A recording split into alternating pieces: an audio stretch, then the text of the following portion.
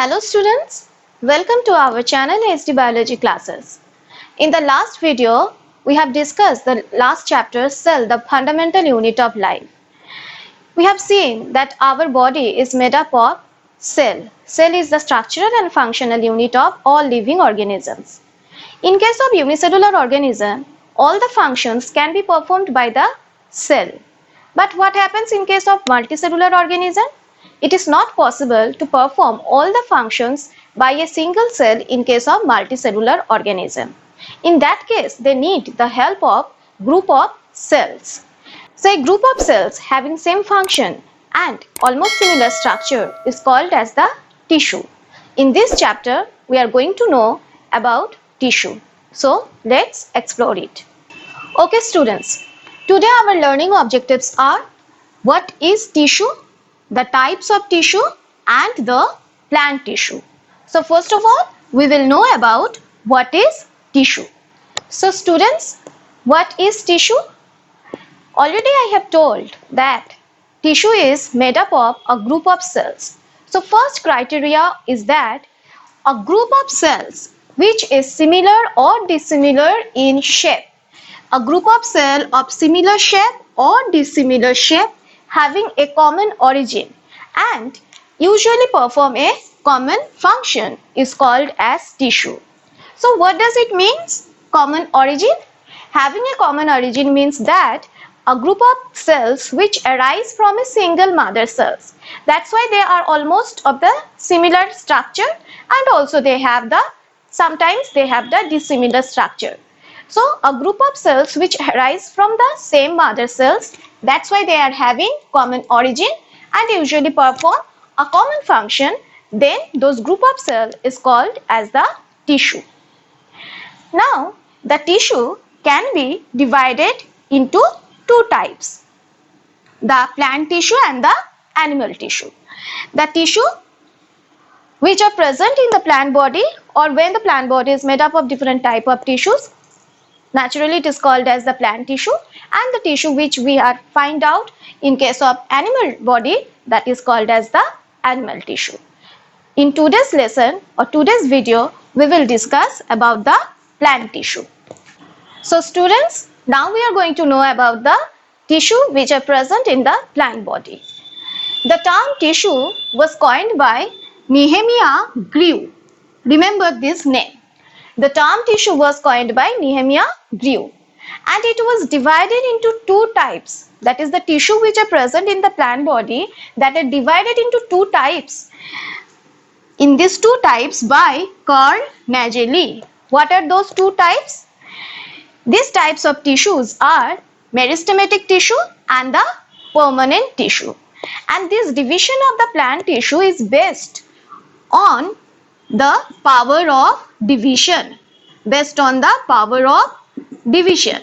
So we can say that on the basis of power of division, the plant tissue is divided into two types: meristematic tissue and permanent tissue. Now what does it mean, meristematic tissue? The word meristem means that which has the power of division or which can divide. So the meristem is the region where the cells in the plant body divide. When the plant grows, the all part of the plant body does not divide, only a specific region. That is, in case of the growth of the root, the apical part of the root grows. In case of the growth of the stem, only the frontal part or the tip portion of the stem grows. So that region is called as the meristem. So from this word, the meristematic tissue comes. That means, what is meristematic tissue? The group of cells or the tissue which have the power of division, that is called as the meristematic tissue. So when the meristematic tissue divides, it adds lot of new tissue, and those newly added tissue, when lost the power of division, they are changed into the permanent tissue. So what is permanent tissue? The group of tissue which do not have the power of division, that is called as the permanent tissue. So first of all, we will know about the meristematic tissue. So okay students, till now we have learned that what is meristematic tissue. Now we are going to know about some basic features of meristematic tissue. First of all, these cells have the power of division. That is, the cells of the meristematic tissue are always in the dividing stage. They divide and add new number of cells and help in the growth of the plants. Cells are of similar shape. That means all the cells, either they can be oval in shape, they can be round in shape, they can be rectangular in shape, but in specific region all the cells are of similar shape. That is called as the isodiametric in shape. Iso means similar or same. So isodiametric in shape. Here you can see in the picture also, that is, all cells are of rectangular shape and they have the similar shape. They can be oval, they can be round shaped also. Now another feature of meristematic tissue is that the cells have dense cytoplasm with a prominent nucleus. As the cells of the meristematic tissues are newly formed and they are always in the dividing stage, that's why they have a dense cytoplasm with prominent nucleus. And cell wall is very thin. Same reason that the cells are in the dividing stage, so the cell wall is also very thin. There is no chance of deposition of the secondary cell wall material. The cell wall is mainly made up of only primary cell wall material. And the intercellular space between the cells, the gaps between the cells are called as the intercellular space.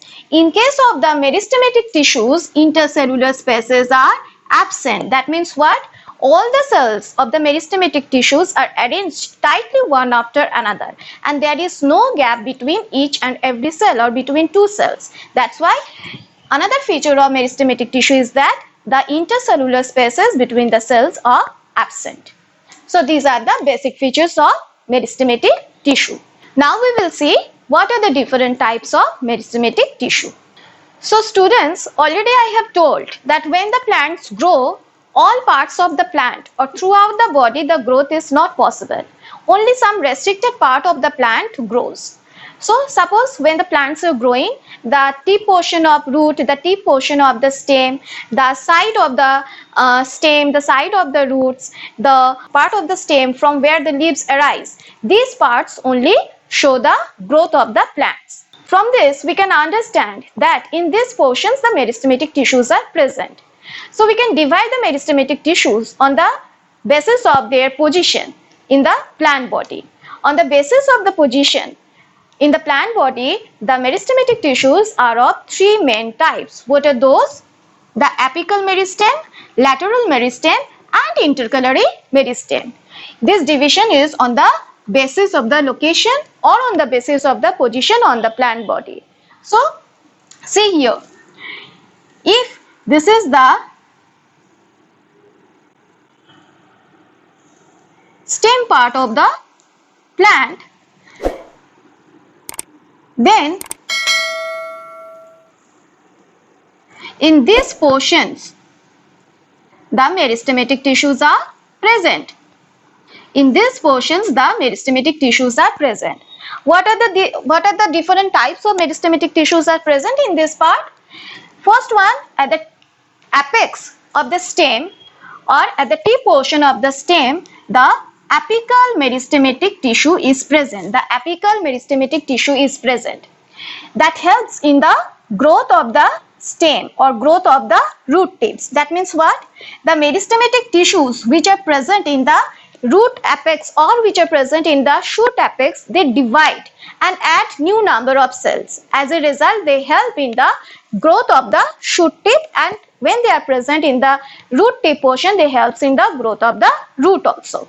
So one type of meristematic tissue is apical meristem. Second thing is that the meristematic tissue which are present in the lateral side of the plant body, that is known as the lateral meristem.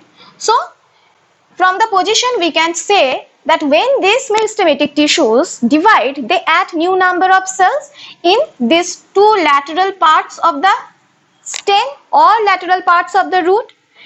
As a result, what happens? The stem or the root increases in width or increases in breadth. So the lateral meristematic tissues help in the growth in the breadth of the root or stem. Another type of meristematic tissue is that is called as the intercalary meristematic tissue. Intercalary meristematic tissue.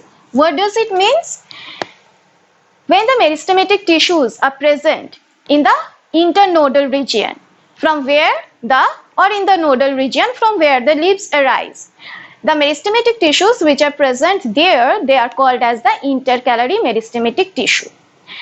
Suppose if we tear the branches or if we tear the leaves of the plant, or the grazing animals eat the leaves of the plant.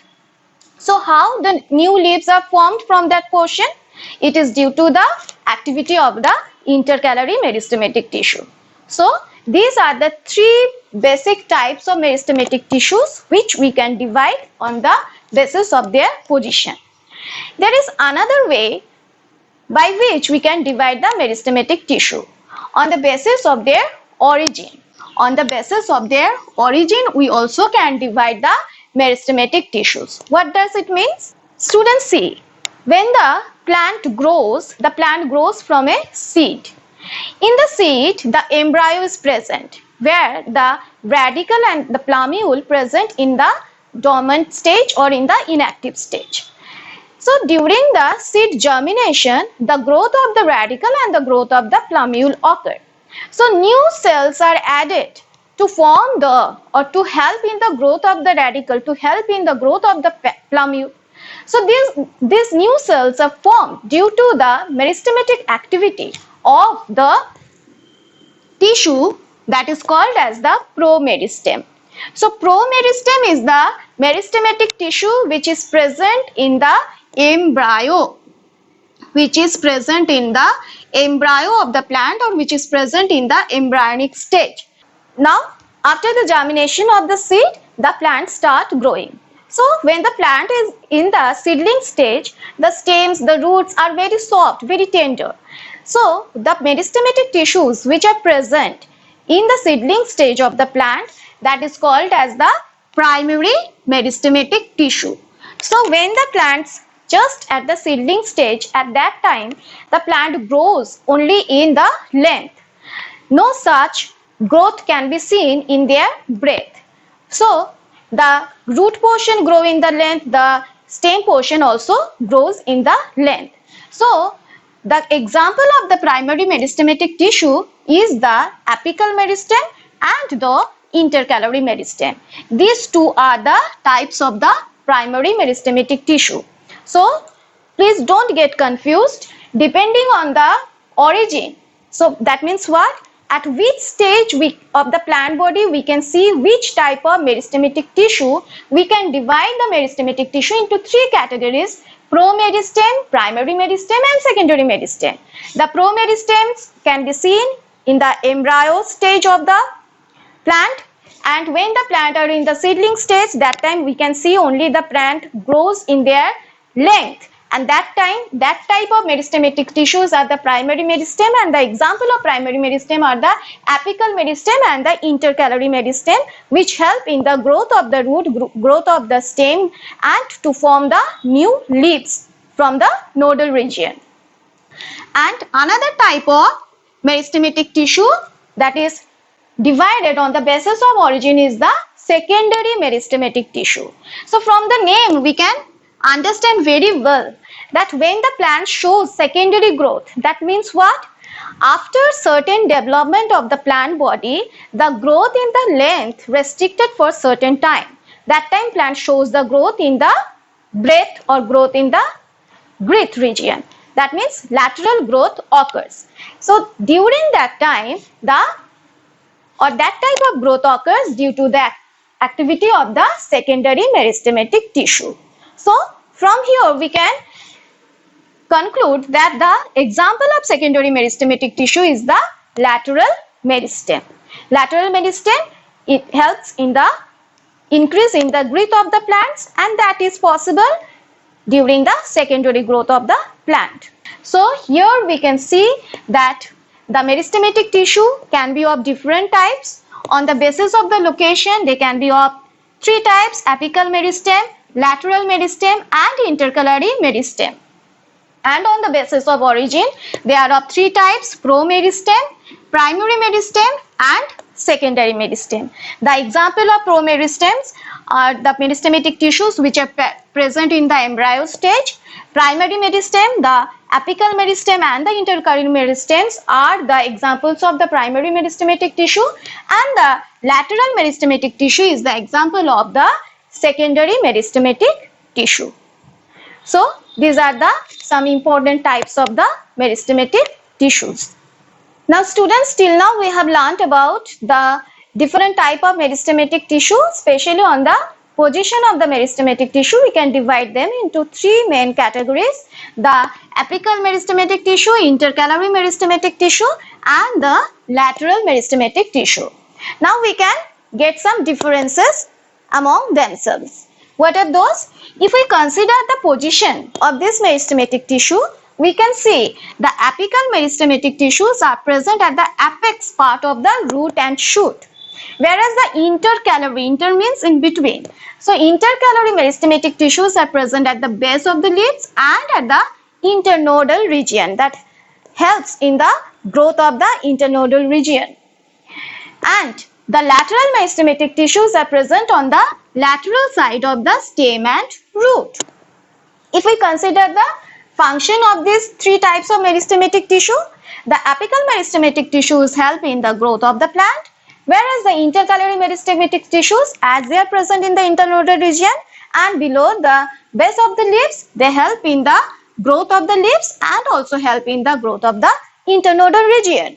Whereas the lateral meristematic tissues present in the lateral side of the plant, so it helps in the lateral side growth, or it helps in the increasing the diameter or the girth of the plant.